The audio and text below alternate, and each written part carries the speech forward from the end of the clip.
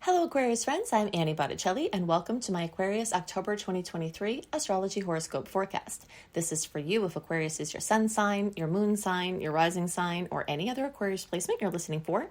What we're going to talk about here is part of your astrological picture. And if you're a very late degree Aquarius friend, so birthdays like February 15th through the rest of the sign, or degree like 23 degrees or so through the rest of the sign, I suggest you additionally listen to my Pisces report because your very late degree friends will benefit from both readings. I'm calling the theme of this month Eclipse Big Time Kisses for Aquarius because it is so true and we will dive into that, but there's so much more to celebrate and look out for this month and we will take it piece by piece. So October is, in my mind, one of, if not the most intense month astrologically of this year, and you will be feeling it. We've got way more salty aspects compared to sweet ones, so there will be lots of road bumps, and the intensity of the wrap-up of the Taurus-Scorpio eclipse cycle, which will be a very, very, very big deal, and the continuation of the Aries-Libra eclipse cycle is also bringing intensity. But for Aquarius, there's extra to be excited about and extra things to help soften, to help soften the challenges this month, because there are so many planets moving through Libra, not just the eclipse energy, and all of these are making trine energies for you. So we have 6 trines in the sky for everybody, and then plus you've got extra trines in your chart from being an air sign this month. So it's very exciting, and it's definitely a time to celebrate, and it's a time to be cautious because there will be many road bumps from all of these incoherent, chaotic, mischievous planetary combinations that are calling for you to break out of your matrix that is no longer serving you. If you feel stuck or frustrated or limited, and you're rolling around like in a small padded room in your life and you feel like you can't crack out, these are exactly the type of aspects that can help crack you out. Now, the cracking out is not always comfortable and it's not always fun, but once it happens and the transition occurs, it can lead you to everything that you ever wanted. And that's the purpose of these aspects. Okay, so this is a very, very, very powerful month. So let's take it piece by piece. Let's just start right from the beginning with all of this Libra energy, okay? So we've got star goddess Pallas Athena, the sun, Mars, transiting South Node, and the October 14th, 21 degree Libra eclipse, which is the second one in the Aries-Libra eclipse cycle that started in the spring or fall for you all down under of this year. So this is highlighting the energy of relationships. Libra is the sign of partnerships, alliances, help from others and help for others, getting the support that you need to do the things that you want to and need to do, and showing up for others in a support role in ways that feel very fulfilling and possibly could be also, for your business and earning. So this is very, very, very much a time between the Libra energies, and then as the sun and Mercury will actually also get into Libra, and then Mercury will get into Scorpio, and the sun will get into Scorpio, and Mars will get into Scorpio. And those are the two signs of relationship, really those partnerships, and then Scorpio, the deeper partnerships with money and resources and deep emotion.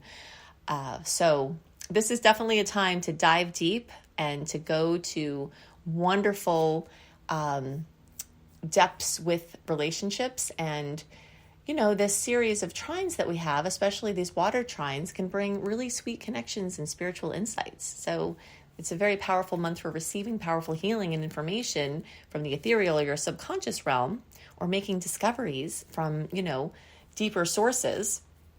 And all of that is happening. And there's a lot of context around relationship. Okay, so that's a very big thing to know. If you are stuck, you probably can find someone to help you. If you're feeling unfulfilled, helping someone else is likely going to be the key at this time. And that's just going to be true, in so many ways with so many layers right now. Now, for Aquarius, the Libra energies including the eclipse, lights up your 9th house of Sagittarius. So first of all those Libra energies we talked about, they make a trine most fabulous aspect in all of astrology, where those planets are getting along with your way of being. They're speaking the same language as your Aquarius placements, and everything is happy and bright and wonderful. And then the eclipse comes in and it brings the boom, right? So we'll get back to that, but I wanted to talk about how this is flooding your ninth house. So your ninth house is the house of Sagittarius, which is expansion and broadening your horizons, whether that's through travel or through studying different countries and different cultures and different languages, whether it's expansion through online business that has an international note, whether it is actual travel to different countries, whether it's teaching or learning or spiritual expansion. This is a time of expanded optimism for you because of this ninth house energy.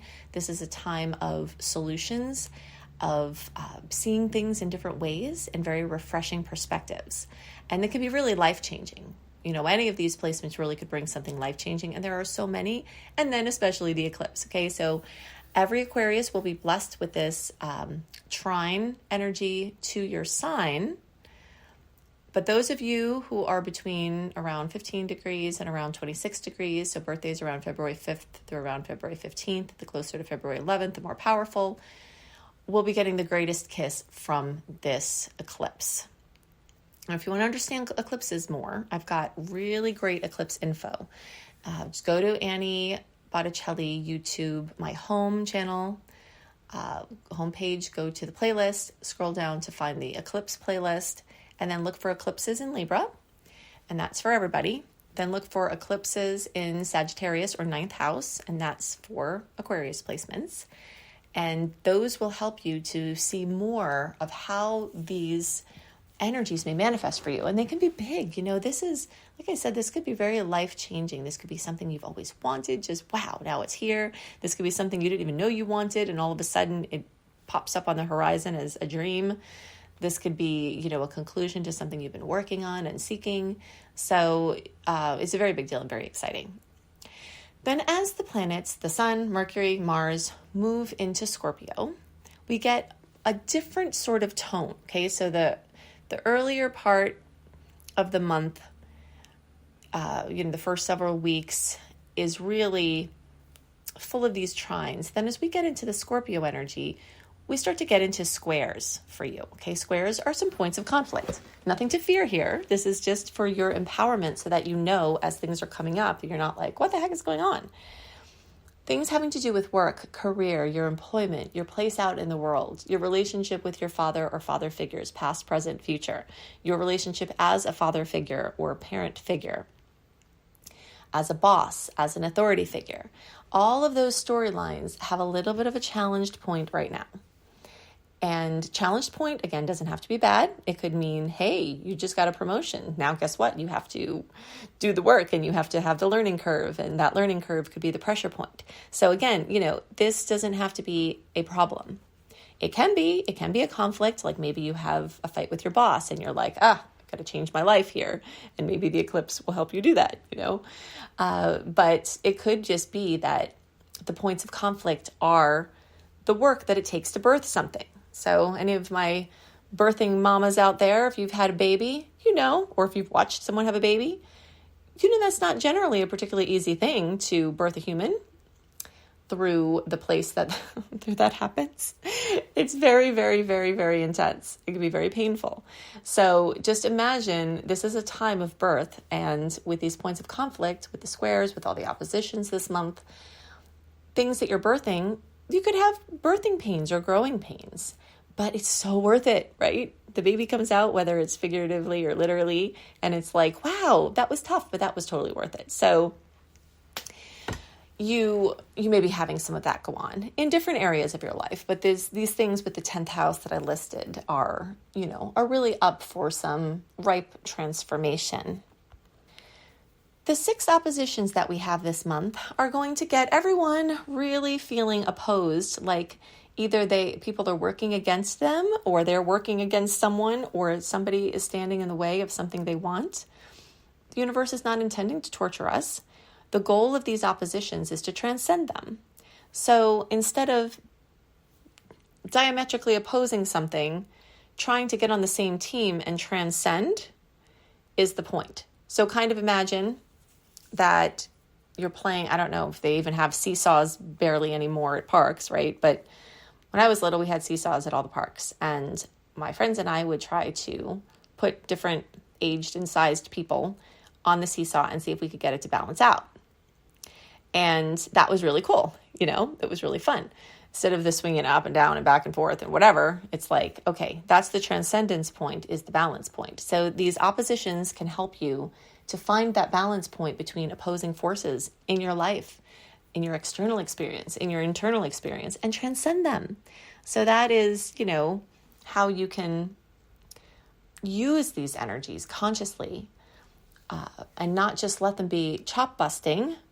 You can use them to do good work for yourself and be productive and help your life from now on. Okay, so we've got a lot of energy in Taurus.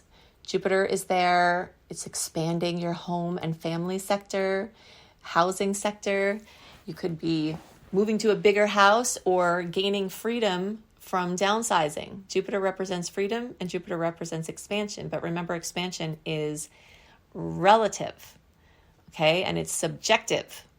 So your version of expansion might be moving to the countryside because there are less people and there's more space. Someone else's version of expansion may be moving to a city where there are so many options. And that is going on for you. So sudden things coming, like with Uranus, there, sudden changes to home and family. Jupiter is working as a force from this May until May of 2024, expanding your home and family, expanding your work from home business. All of that is happening. And then, of course, we've got the October 28th, 5-degree Taurus full moon lunar eclipse, which is the last eclipse in the cycle that started at the end of 2021. So there are storylines in this Taurus Scorpio eclipse cycle, my stuff versus our stuff, me versus we, individual autonomy versus shared experience and interdependence. So a lot of things in those storylines are going to be culminating in a very, very big way. Now, again, this makes a square, just like those Scorpio placements do. Oh, if only they could all be trines like those nice Libra placements, right? But that's okay. I've already explained at length how this could work for you and how you can use this. So you don't have to fear this. Just know that, again, these growing pains, this expansion, this change is going to be a transition, and if it's something you wanted, it's still going to be a transition, kind of like that bittersweet thing of getting your dream home, but then leaving the other house behind and, all the memories there. So it's that kind of energy where something new is coming, something, old is passing away, and, you're moving from one state of being to another, and possibly even moving from one home to another. Work and home changes are very likely in this time. On that same playlist on my YouTube channel, you can look for eclipses in Taurus to understand this eclipse better. And you can also look for eclipses in Cancer or the 4th house, because that is the house that it's going to be for Aquariuses.